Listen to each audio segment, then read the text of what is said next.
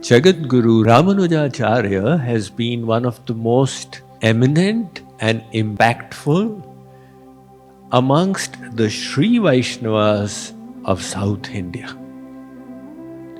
And his legacy continues in a huge, ever-growing way even in modern times. Ramanujacharya came in the year 1017 CE. Prior to him, on one side, the Alvars had propagated bhakti in a huge way in South India, and there were 12 of them. And Shankaracharya's impact was also tremendous, and his philosophy had influenced many Advaitvad. In that environment, Ramanujacharya came. So rather than going too much back in history, we will start from Nath Muni. After the 12 Alvars came an empowered soul called Nath Muni. He compiled a very famous book called the Nalayira Divya Prabandham, where he drew from the writings of the Alvars. And that 4,000 verse compilation is also called the Tamil Veda, and it is used in temples for the Archana, for the Puja, etc. Nath Muni, he grew old. His son, Ishwar Muni, died young. His grandson was Yamunacharya. After Nath Muni, Yamunacharya became the head of the Sri Vaishnav tradition. Yamunacharya has been a very famous guru, and coming in the tradition of the Alvars, he added to it Sanskrit scholarly works. In particular, he wrote the Vishnu Stotra Ratna, Na dharma nishtosmi na chatma vedi na bhakti mastva charanarvinde akinchano nanyagate sharanyam twadpad moolam sharanam prapadye. He says, O Narayan, I am not well versed in dharma, nor do I have knowledge, Atma Gyan. I don't even have bhakti at your lotus feet. I am a kinchan without any other support. So as a shelterless soul, I am coming to the shelter of your lotus feet. Please accept me.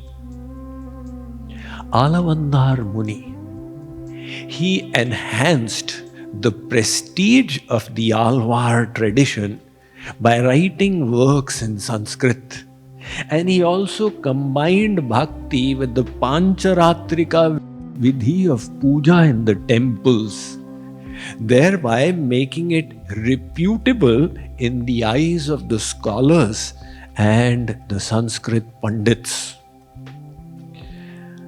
He was also popularly known by the name Alavandar Muni. It's a big story, we will not get into it.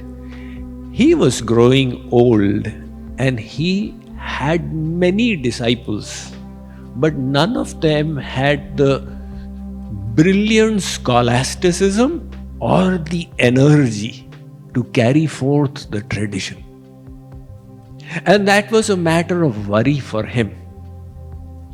One of the prominent disciples of Yamunacharya was Shailapurna, also called Nambi. He used to stay in Sri Rangam, which is considered like the headquarters of the Sri Vaishnav Sampradaya, and the highest of the Divya Desams on the planet Earth. So Nambi's sister was Kanti Mati. Kanti Mati got married to Asuri Keshav Somayaji, a Pandit living in Sri Perumbudur, about 30 kilometers from Chennai. They had a daughter, but they did not have a son. And they performed a yajna for receiving a son. And finally, when Ramanuj was born, at that time the mother's brother Shailapurna came over and saw the little child and said, "Oh my God, this child is blessed with all auspicious symptoms." So amongst the Alvars, Namalvar had given this prediction that in future there will be a Bhavishyat Acharya born who will promote this tradition and its teachings in a huge way. And he thought this little boy is definitely the one. That is why he gave him the name Ramanuj. So Ramanuj means the younger brother of Ram or Lakshman. He considered him to be the descension of Anantashesh. Ramanuj got the opportunity to study lots of scriptures, grammar, Sanskrit under the guidance of his father.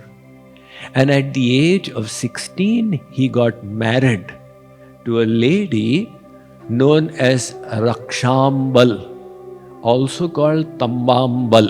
Two names come for her. However, unfortunately, just 1 month after the marriage, Ramanuj's father passed away. Now, they used to be visited by a great devotee of Yamunacharya called Kanchipurna.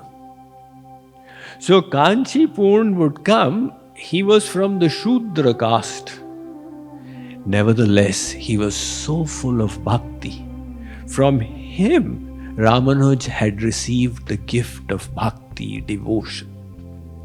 So after the father's passing away, Ramanuj took his family and moved to Kanchipuram, where Lord Varadaraj Swami resides as the presiding deity. He started living in the holy town of Kanchipuram.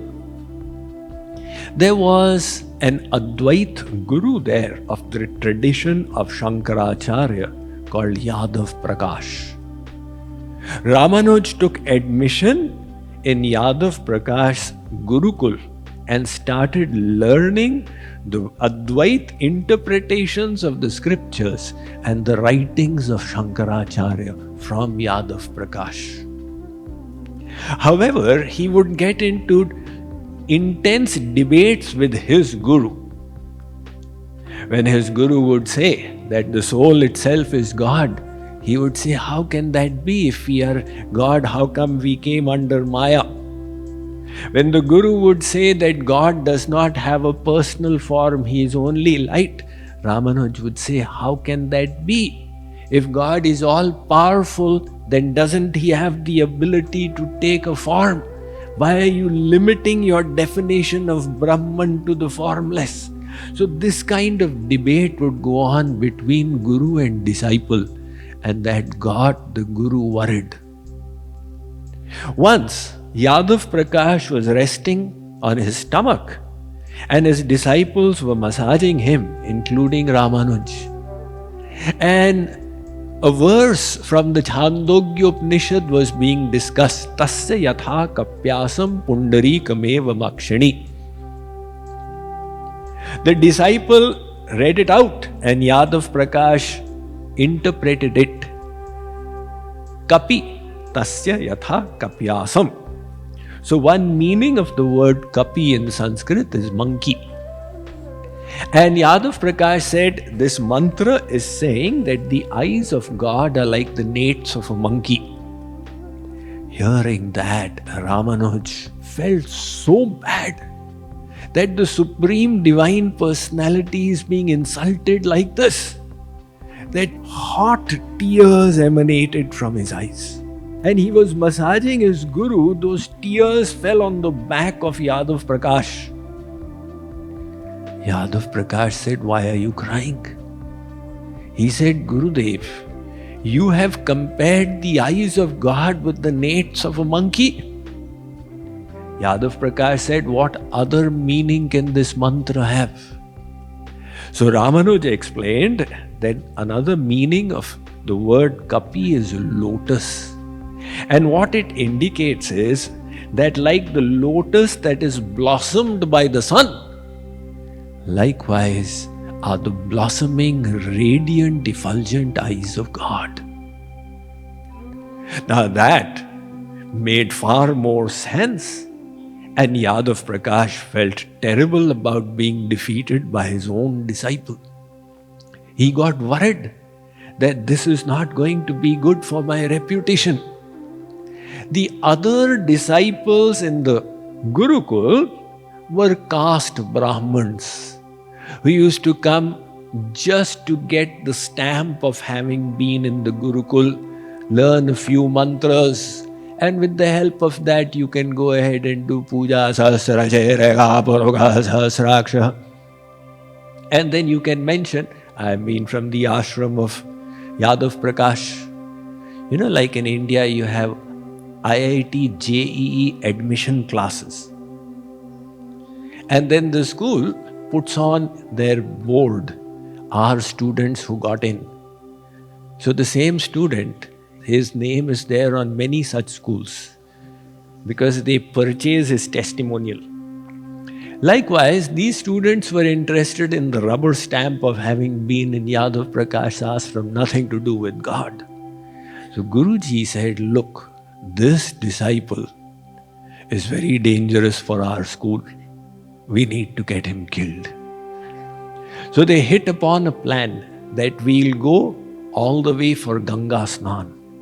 And in an opportune place, we will get him killed in the forest. Nobody will come to know. Now, Ramanuj's cousin Govind was also in that party that went for pilgrimage. And he overheard the Guru and disciples talking about the plot. So, when Ramanuj had gone for drinking water, Yadav Prakash said to the disciples, this is the chance. We are in the forest. It's a forlorn spot. You can go and kill him. Govind went running ahead and informed Ramanuj of what was being planned and said, you leave right away. Ramanuj left. The disciples could not find where he had gone. And they came back. And Guruji thought, maybe some wild animal has eaten him. So when Govind returned, they all shedded big crocodile tears, pretending to be so disturbed by what they believed was the death of Ramanuj. Now Ramanuj here was an 18-year-old lad in the forest. He didn't know what to do, where to go. And where exactly was he geographically? He was just thinking how he would fend for himself when a hunter couple arrived. And the husband and wife, they said, we are going to Kanchipuram to do praischit, repentance for all the animals that we have killed. You come with us, we'll take you along. Ramanuj thought, this is so nice, so convenient. So he accompanied the hunter couple. They kept walking till it was night time. And while they were lying down, the hunter's wife said, I need some water. And the hunter said, at this time, just wait till morning and you'll get the water. Ramanuj heard the conversation. And in the morning at 4 a.m., he went running to the stream to get some water for that lady as an act of gratitude. But when he returned, he discovered that they were not there. And then suddenly it hit upon him that this were Lakshmi and Narayan who had come to rescue him from the forest and guide him all the way back to Kanchi. So he asked a passerby, sir, what is the way to Kanchi from here? And that passerby recognized him. and said, "You are the most brilliant student of Yadav Prakash, and you are asking such a question? Can't you see there is Kanchi right there?" He realized he had reached the edge of the town. So he was now so happy to be back. Here Yadav Prakash and the disciples returned from the pilgrimage. And when they saw Ramanuj, on one side they were shocked. On the other side, Yadav Prakash pretended to be joyful in the reunion.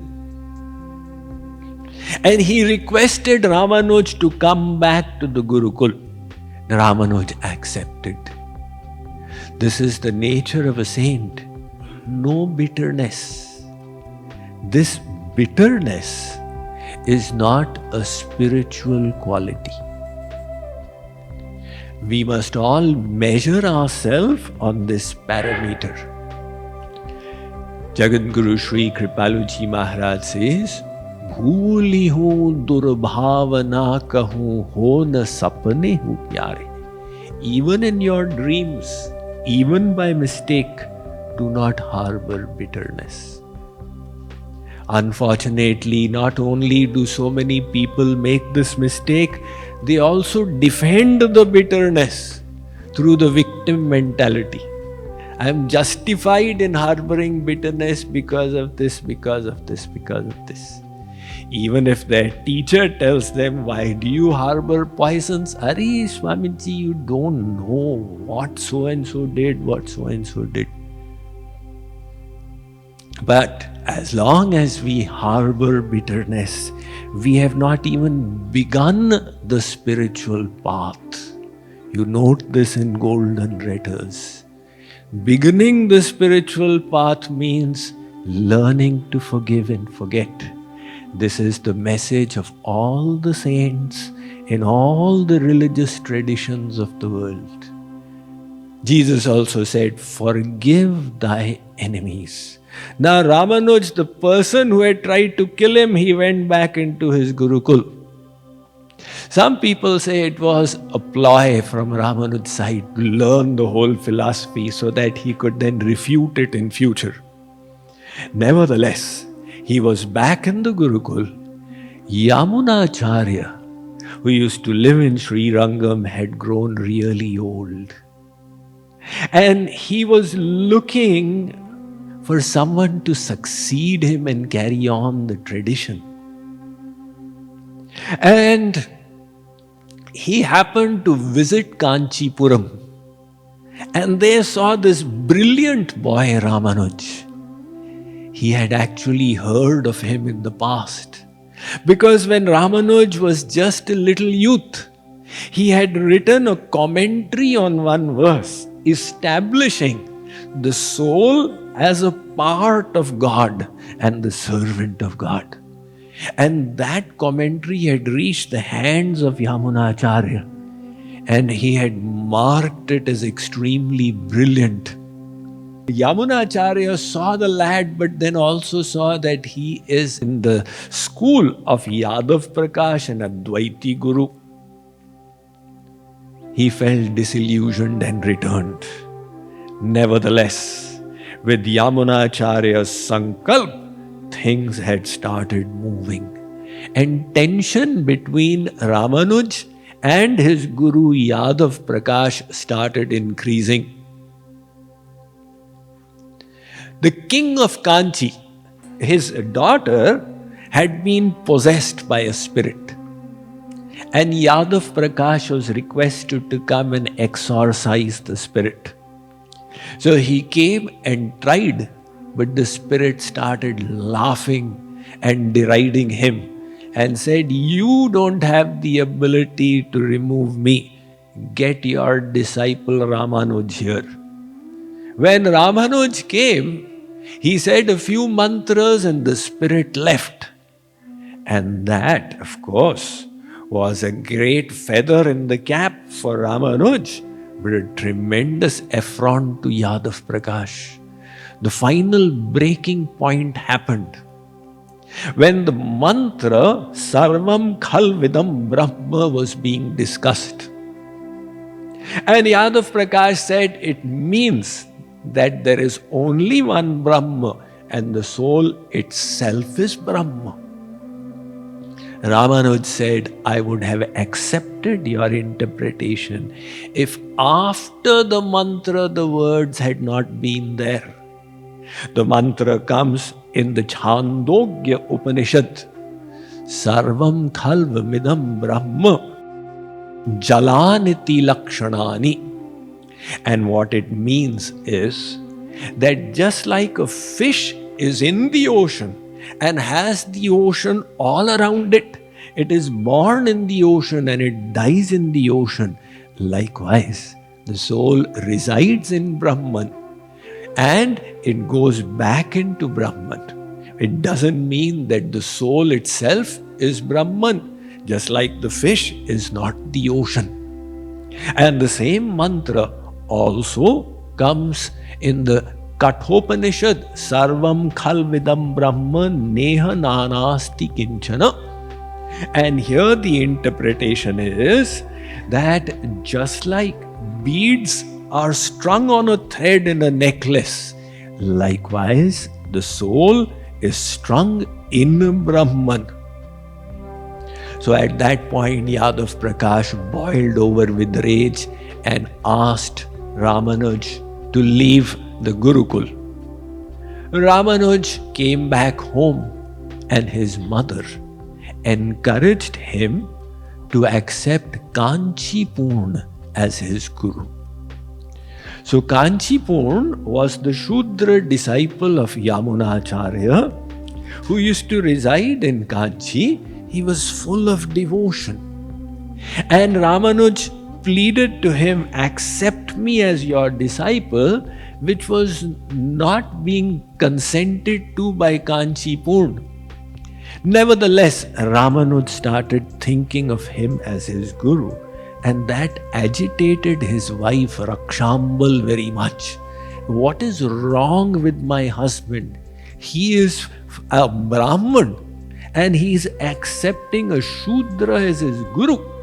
This is one of the specialties of the Sri Vaishnava Sampradaya, that they completely reject the idea that your social status is determined by the caste of your birth. And they say this is a completely mistaken notion. And that is why so many of the Alvars were born as Shudras in different castes. And Ramanuj himself accepting Kanchipurna Shudra as his guru.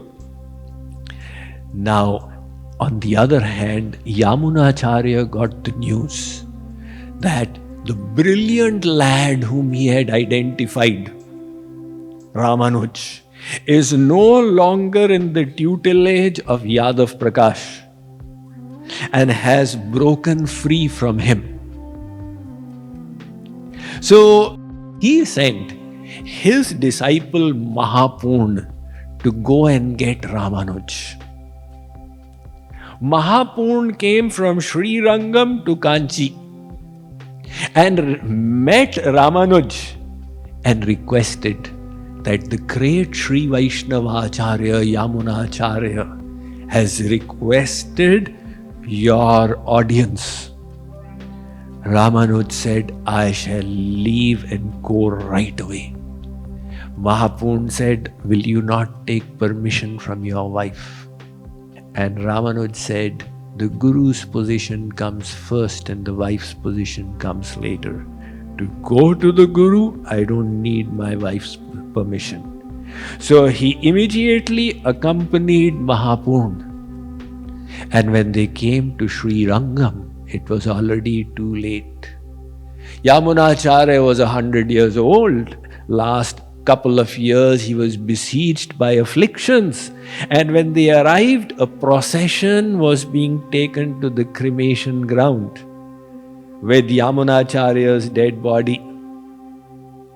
So Ramanujacharya had the Antim Darshan and discovered that Yamunacharya had clenched 3 fingers of his hand.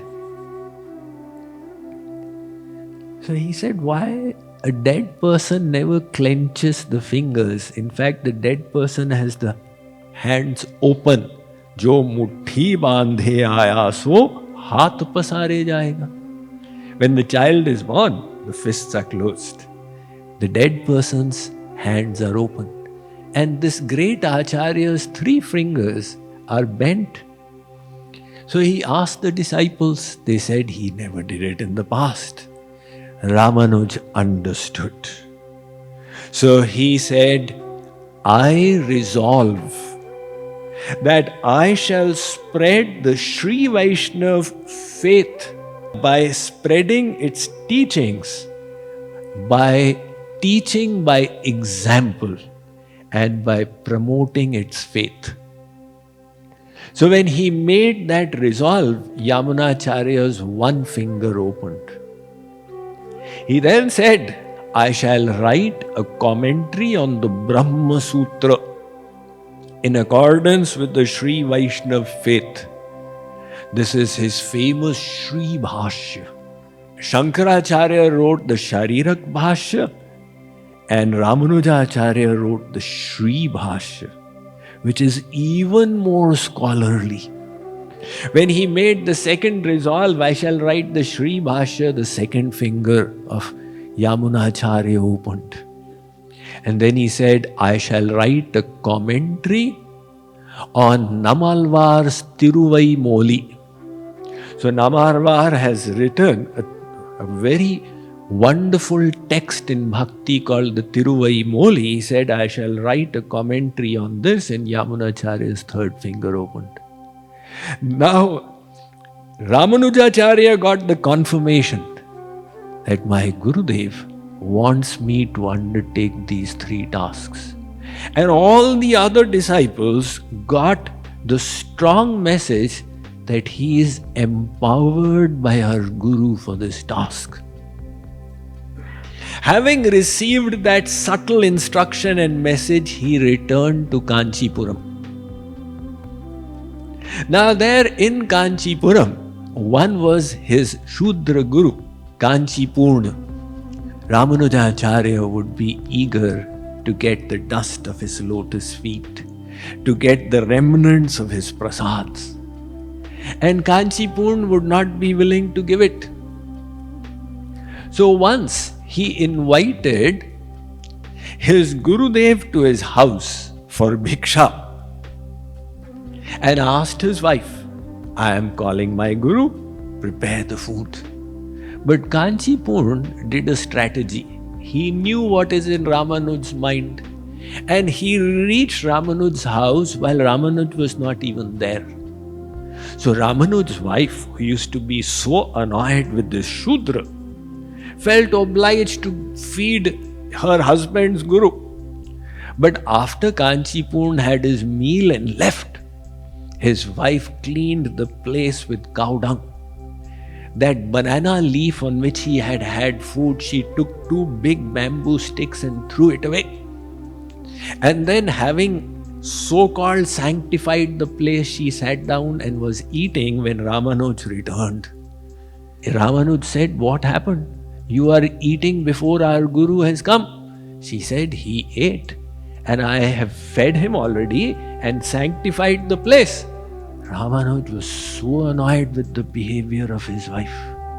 Now from Sri Rangam, Mahapurna again came with his wife to Kanchi, and he stayed in the house of Ramanuj. However, tension brewed between the 2 wives. Once Mahapurna's wife came to the well to take water, and Ramanuj's wife was also there. And by chance, a little water from Mahapurna's wife's bucket fell into Ramanuj's wife's bucket, and she started hurling abuses. You have desecrated my water. How offensive of you! When Ramanuj came to know of the behavior of his wife, he decided that enough is enough and he could not tolerate it any further. So he sent her home. He went to the shelter of Varadaraj Swami Bhagwan. He donned saffron clothes And after that, he became Yatiraj. He was known as Yatiraj. Yati is monk.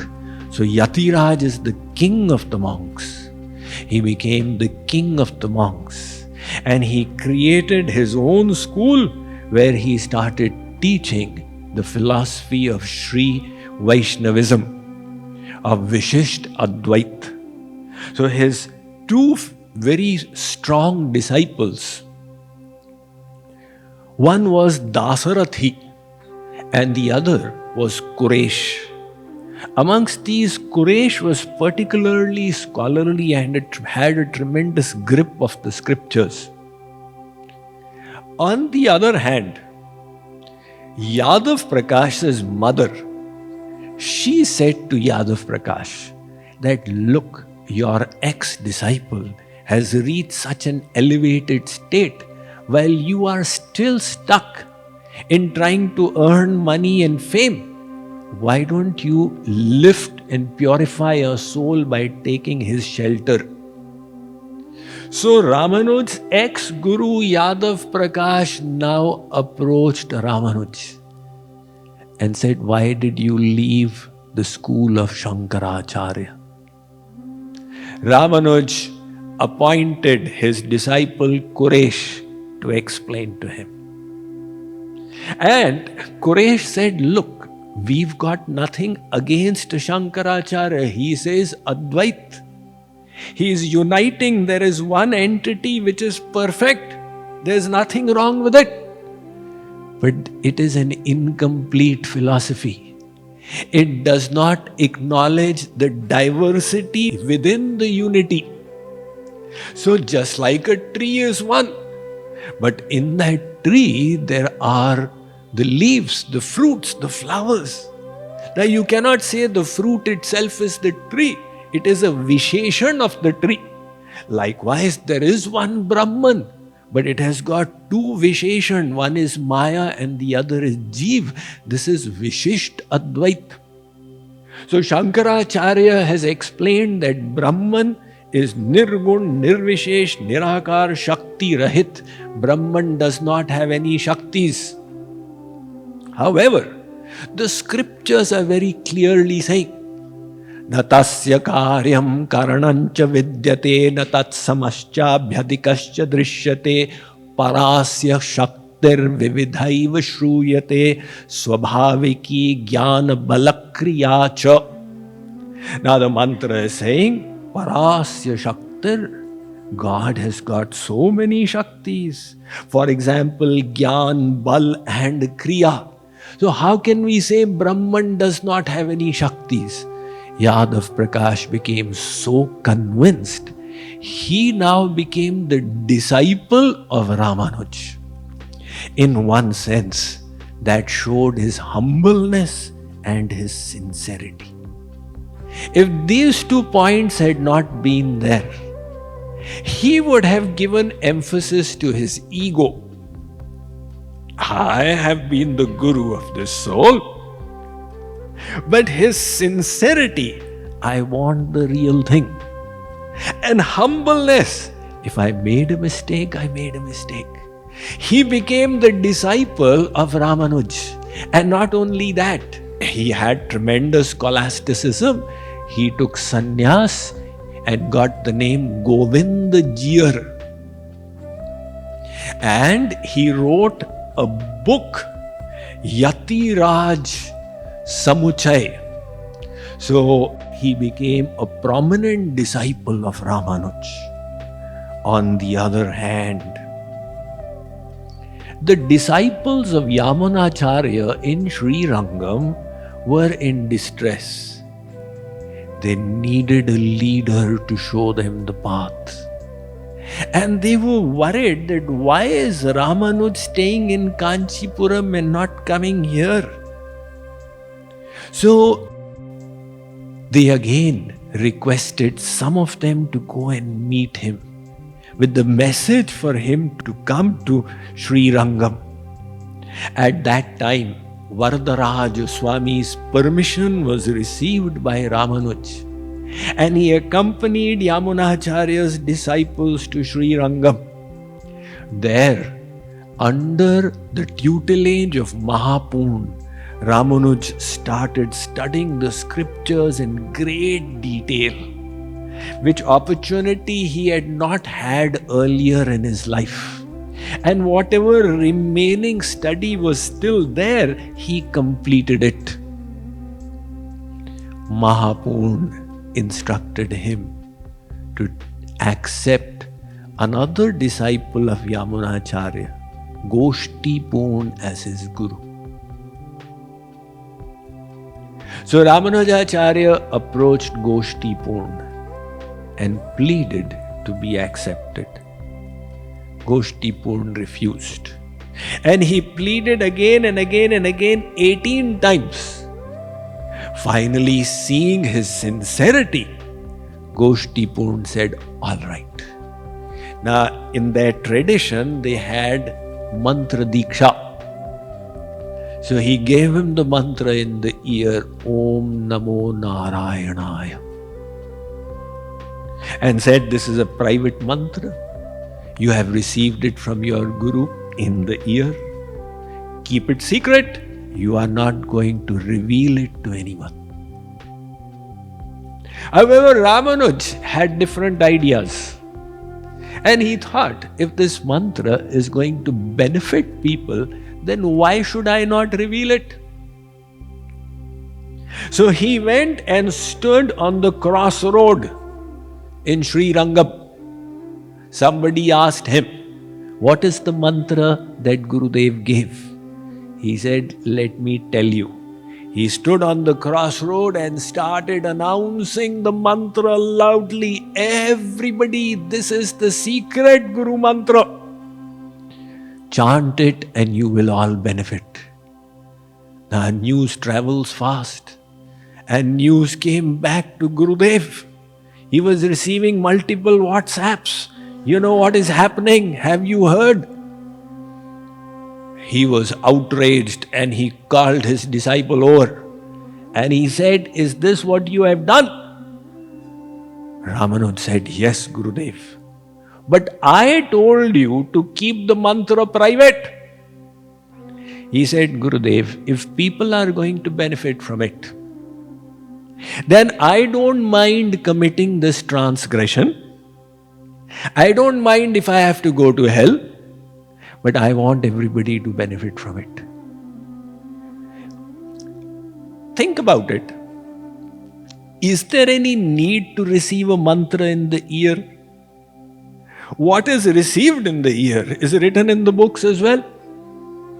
What is the big deal about receiving in the ear? Because it establishes a monopoly of the Guru, isn't it? There is absolutely no need. And besides, which mantra is bigger than the name of God? So why don't you just chant directly the names of God? Shankarji just chants Ra and Ma. And Ratnakar, Valmiki did not even chant Ra and Ma. He was chanting Ma and Ra. And he attained God. So if you can attain God chanting Mara Mara, then there is absolutely no need to get this mantra in the ear. It's just a ritualistic tradition that has been created. And Ramanujacharya, he was seeing through it. And he said, what is the need to keep it private? I don't mind going to hell, but I will announce it. Goshtipoon heard the response of Ramanuj and said that you are even more merciful than God. You are not fit to be my disciple, you are fit to be my Guru. And from that day, he came to be known as Ramanujacharya, the great Acharya. And very often people used to refer to him as Lakshman as well, as Ananta Shesha Avatar. So Ramanujacharya now undertook his work with great zeal. He already had teeming group of disciples. There was one disciple of his called Dhanur Das. And that Dhanur Das used to go little astray. And once Ramanuj saw him following a lady. And he looked, and Dhanurdas was in samadhi behind the lady. Ramanuj noticed the complete focus of his disciple. He said the focus is absolute, only the direction is wrong. There's nothing wrong with the focus, but the object of focus is wrong. So he asked Dhanurdas that why do you follow this lady? Dhanurdas said, I am a worshipper of beauty, and she is the repository of so much of beauty. That is why I follow and relish the beauty. Ramanujacharya said, supposing I show you something more beautiful, then what will you do? He said, then I will start following it. Ramanujacharya said, come with me. And he took Dhanurdas into the temple and showed him the astonishing form of Narayan. Now Narayan is Narayan, but when the Guru wants, Dhanurdas received the divine darshan of Narayan. And Bhagavan is supremely beautiful. He is the source of all beauty. Now when Dhanurdas had that divine experience, he became a great devotee of Narayan. Nevertheless, Ramanuj got him married to the same lady who was also his disciple.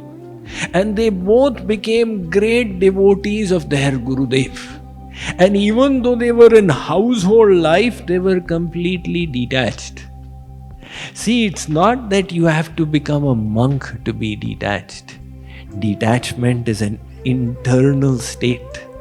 The freedom of the mind, where the mind is no longer clinging to the world. Yogina karma kurvanti sangang tyaktvatma shuddhaye. You may be in the world, but if you can work without attachment to the results, then you are detached. The attachment or detachment is of the heart, not the externals.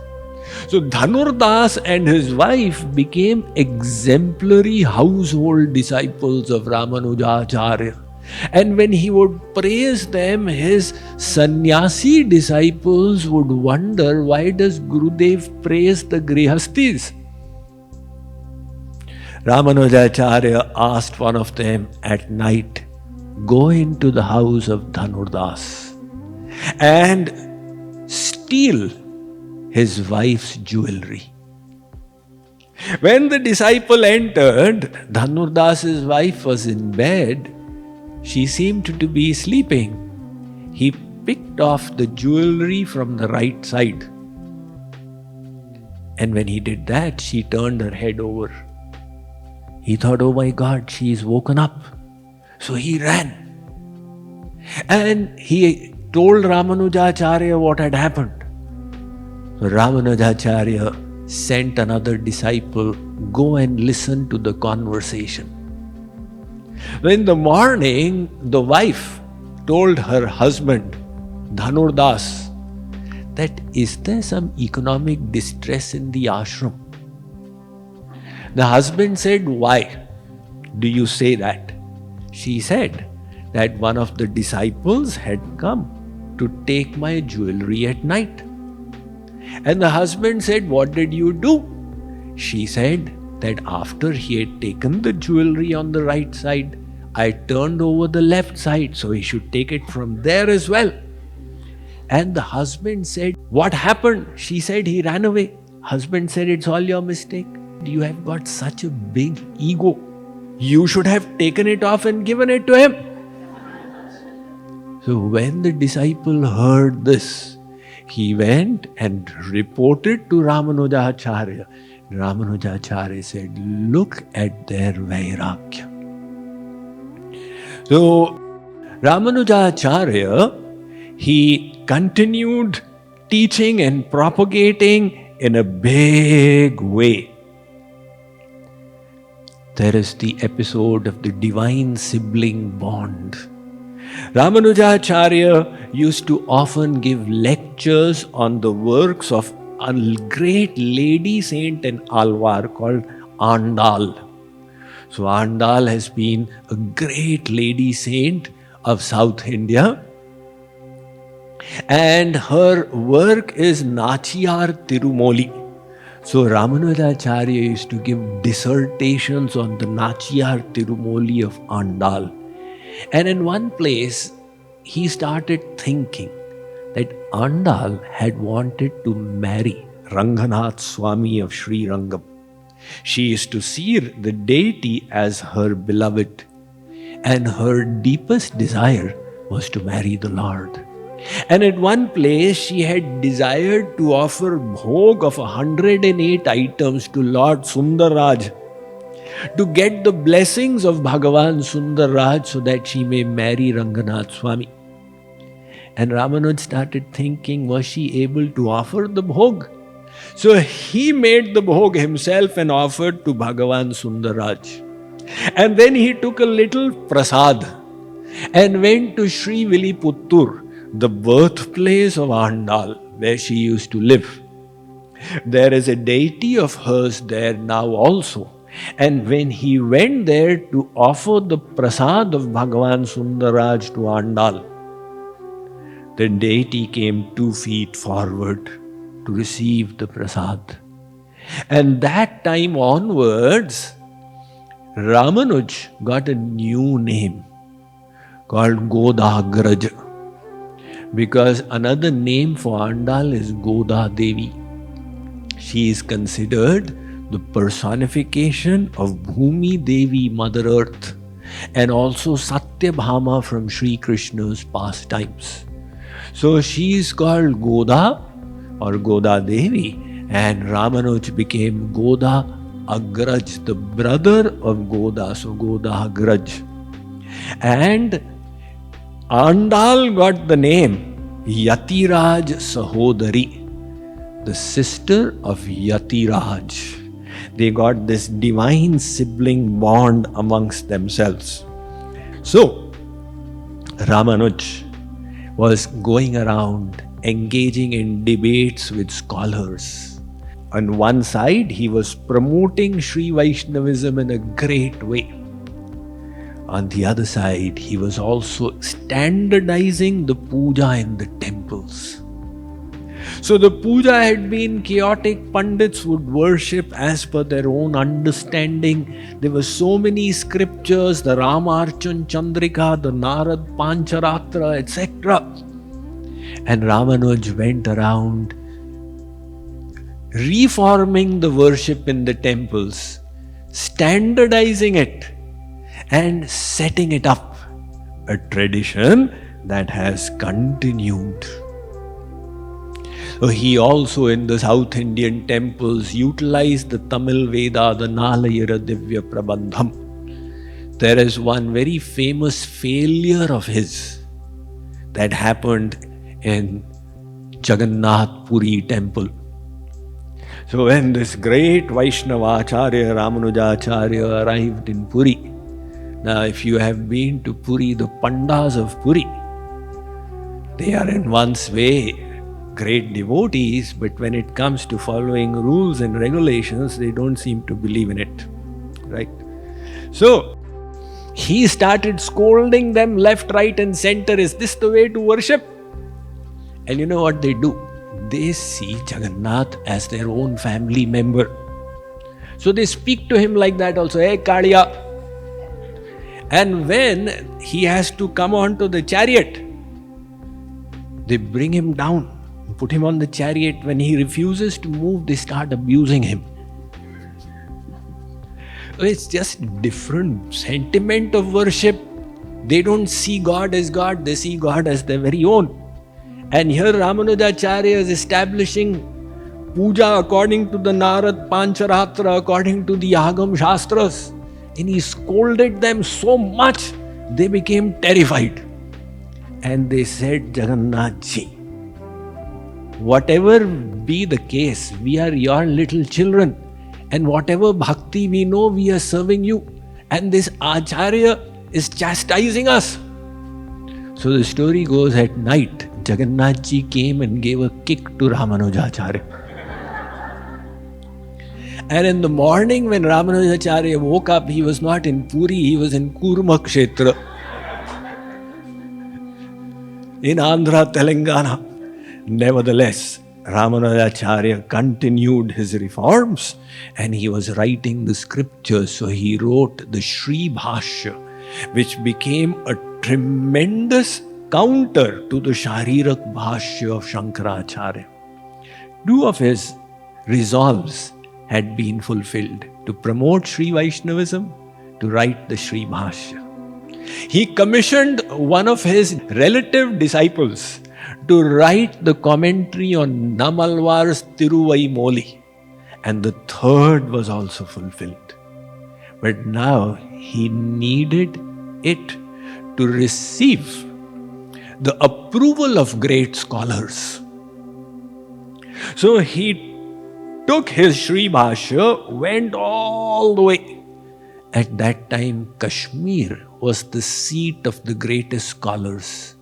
One was Kashi, and at that time, even more than Kashi was the Sharda Peeth in Kashmir. So he went there, he presented it before the scholars, got their approval for it.